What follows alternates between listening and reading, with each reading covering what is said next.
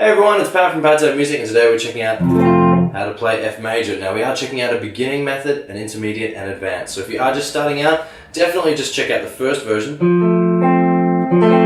And if you do come back when you've got a little bit more finger strength, try the intermediate or the advanced, or if you have been playing a little while, definitely stick around to the end. Now the cool thing about the intermediate and the advanced chords is once you know one of them, they're bar chord shapes, you can play every major chord that there is. So definitely stick around to the end, guys. Let's jump into it. Now the notes that you're playing in an F major chord are F, A, and C, 1, 3, and 5. If you're not sure how we got there, definitely at the end head to patdevmusic.com and check that grade 1 playlist. Otherwise, guys, let's just dive in. So you want your third finger on the 3rd fret of the 4th string.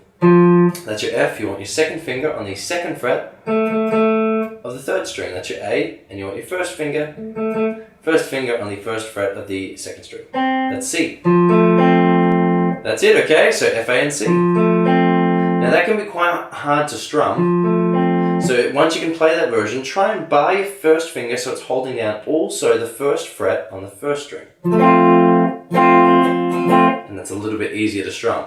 That's the beginning method. Well done, guys. So let's check out the intermediate method now. It is going to be a little bit trickier, but just take your time. You can do it. So you want your first finger barring or holding down multiple strings, starting with the 1st fret on the 6th string. Then use your 3rd finger to turn that into a power chord with the 3rd fret on the 5th string, pinky on the 3rd fret of the 4th string, and 2nd finger on the 2nd fret of the 3rd string. And the last 2 strings, the 2nd and the 1st, are just being held down by your 1st finger. So it sounds like this. So that's F major. Now, it is a little bit tricky to get all those notes sound cleanly. If they are sort of, you are here a little bit of buzz or something like that, just practice standing your fingers up a little bit taller. But what's awesome about this chord shape here, F major, move it up 2 frets, you've got G major, A major, B major, C major. You've got all of the major chords, so well done. So you guys know the D major chord, yeah? Right? Well, if you just move it up 2 frets, you've got E. If you move it up 1 fret, you've got F. Okay? But that doesn't seem like an intermediate or an advanced version, right? So what you want to do is swap your fingers around so you've got this happening.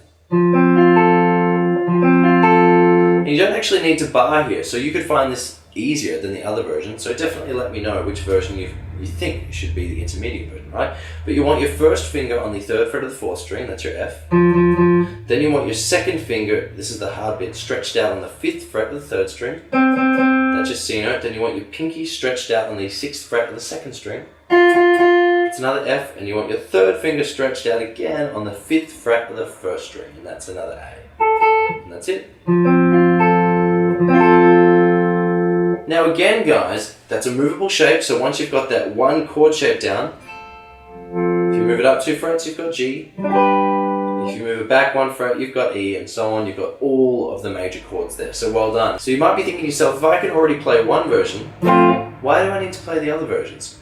Good question, right? So if you're in a band with another guitarist, you guys don't want to be competing for the same sonic space. So just having a slightly different version will make your guitar pop out, and rather than battling each other, you guys will be sort of separated sonically, sort of make it seem a nice, bigger and open sound. Or maybe you just like the sound of one version or the other, it's completely up to you.